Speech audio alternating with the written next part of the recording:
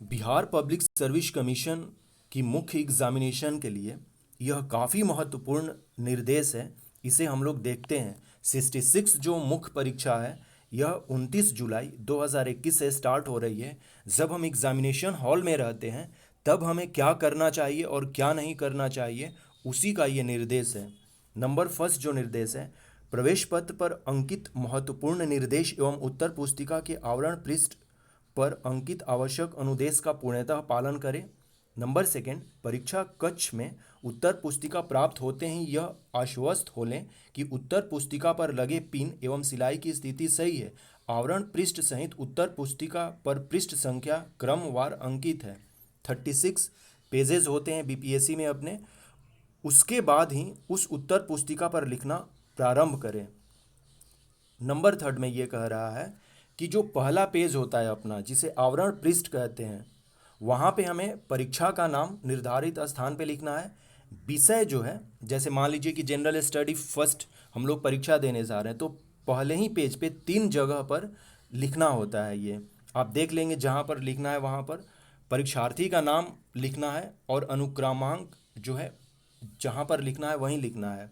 Number 4, एक प्रश्न के सभी खंडों का स्पष्ट उल्लेख करते हुए उनके प्रश्नोत्तर एक साथ ही लिखना है। इसके बाद ही दूसरे प्रश्न का उत्तर लिखना है।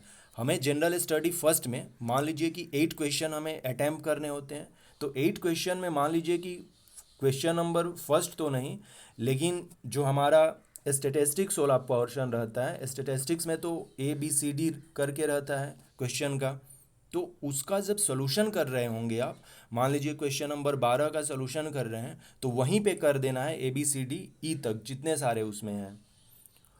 जो सबसे इम्पोर्टेंट चीज़ है वो ये कह रहा पांचवा में कि उत्तर पुस्तिका के आवरण पृष्ठ पर निर्धारित स्थान पर उत्तरित प्रश्न की क्रम संख्या के सामने पृष्ठ संख्या जिस पृष्ठ पर आपने उक्त प्रश्न उत्तर लिखा है अवश्य लिखें। पहला जो आवरण पृष्ठ होता है उस पे मान लीजिए कि जनरल स्टडी में 15 सीरियल नंबर तक क्वेश्चन पूछे उन्होंने, तो क्वेश्चन नंबर 1 से लेके 15 लिखे रहेंगे वो लोग। अब हमें मान लीजिए कि 8 क्वेश्चन अटैम्प्ट करने थे, तो जो क्वेश्चन 8 हमने अटैम्प्ट किए हैं उनका पृष्ठ संख्या लिखना वहाँ पर जरूरी है कि हमने पृष्ठ क्वेश्चन नंबर 1 का जो आंसर है पृष्ठ संख्या 1 से लेकर 4 तक के बीच में लिखा है, तो हम लोग लिखेंगे 1 से 4 तक, 1-4 इस तरह से लिखेंगे।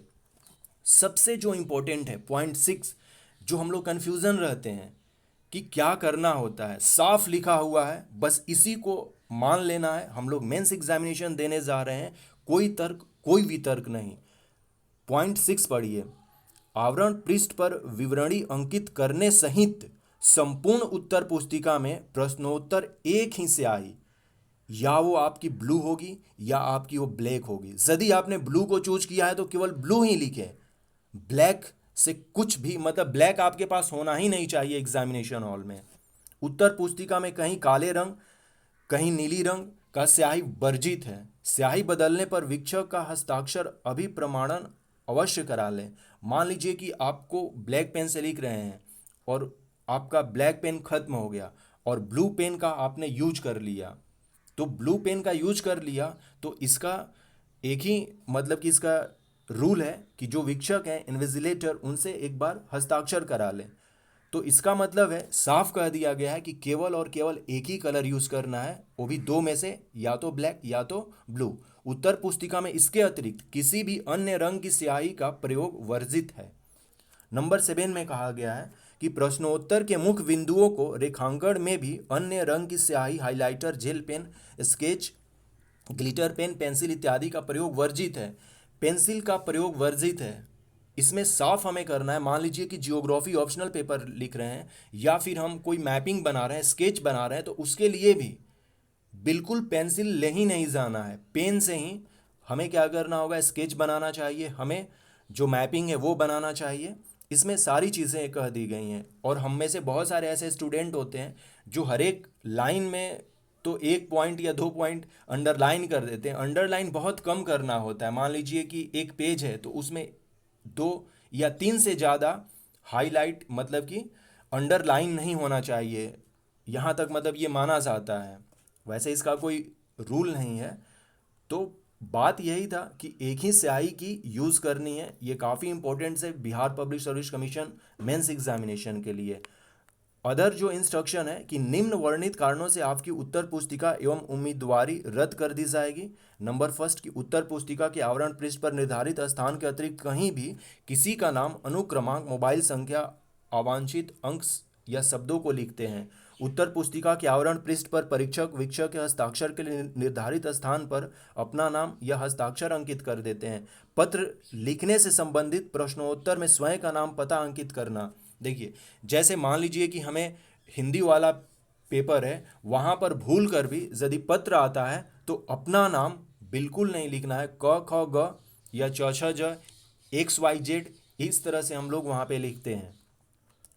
उत्तर पुस्तिका में व्हाइटनर का प्रयोग करना, इसे नहीं करना है। उत्तर पुस्तिका में किसी प्रकार का संबोधन शब्द यथा सॉरी, थैंक यू, सर को चरण स्पर्श, सर पास कर दीजिए इत्यादि लिखना, ये सब नहीं चलेगा। उत्तर पुस्तिका में करेंसी नोट रखना, जैसे कि 500 या 2000 का नोट आपने रख दिया, दैट्स नॉट अलाउड। फाइनल जो है, निम्न वर्णित कारणों से आपकी उत्तर पुस्तिका, आपकी उम्मीदवारी रद्द की जा सकती है। उत्तर पुस्तिका में किसी प्रकार का धार्मिक चिन्ह बिल्कुल नहीं बनाना है। उत्तर पुस्तिका में धार्मिक शब्द लिखना, जैसे कि आंसर श्री गणेशाय नमः, इस तरह से नहीं स्टार्ट करना है। नंबर थर्ड कह रहा है ये कि उत्तर पुस्तिका में स्लोगन लिखना, जैसे जय हिंद, जय भारत, जय मिथिलांचल, जय जवान इत्यादि लिखना, ये बिल्कुल अलाउ नहीं है। जैसे कि कुछ बातें हैं जहाँ से कि हम लोग स्टार्ट कर दिए कि जैसे स्टार्ट किए जय हिंद से या अंत कर दिए जय हिंद से, तो इस तरह से नहीं लिखना है उत्तर पुस्तिका में। प्रश्नोत्तर समाप्त होने पर विशेष चिन्ह का प्रयोग करना, जैसे डैश डैश करके इत्यादि, ये नहीं करना है। हाँ, एक अंडरलाइन का जो स्ट्रेट लाइन होता है उसे आप कर सकते हैं जब प्रश्नोत्तर समाप्त होता है तो, लेकिन इस तरह के चिन्ह नहीं आप यूज़ कर सकते हैं। नंबर 5 जो है, किसी प्रकार पहचान चिन्ह, संकेत चिन्ह अंकित करना और प्रश्न संख्या को विशेष प्रकार से आकृति घेरा बनाकर चिन्हित करना, ये सब नहीं करना है। तो ये अपना महत्वपूर्ण इंस्ट्रक्शंस रहा। आई होप शो कि आपको ये चीज़ समझ में आ गई होंगी, और जो भी फ्यूचर में एग्जामिनेशन देने वाले हैं मेंस के, बीपीएससी के, उनके लिए भी ये काफ़ी इंपॉर्टेंट था इंस्ट्रक्शंस।